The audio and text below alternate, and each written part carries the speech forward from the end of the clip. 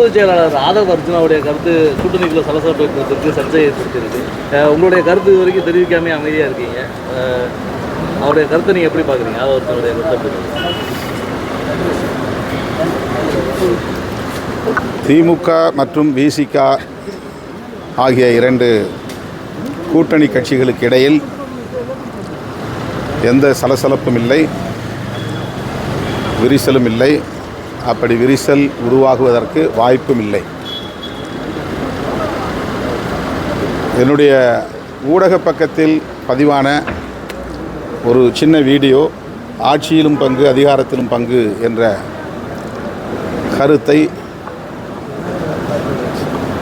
விவாதத்திற்கு பலரும் எடுத்துக்கொண்டார்கள்.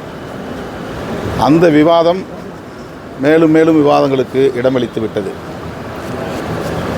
அதனால் திமுக விசிக இடையில் எந்த சிக்கலும் எழுவதற்கு வாய்ப்பில்லை.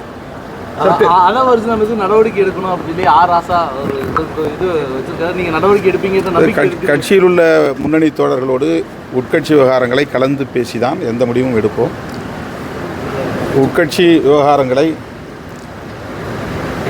முன்னணி பொறுப்பாளர்கள், பொதுச் செயலாளர்கள், துணை பொதுச் செயலாளர்கள் என உயர்நிலைக் குழுவில் இடம்பெற்றுள்ள தோழர்களோடு நான் தொலைபேசி வாயிலாக பேசியிருக்கிறேன்.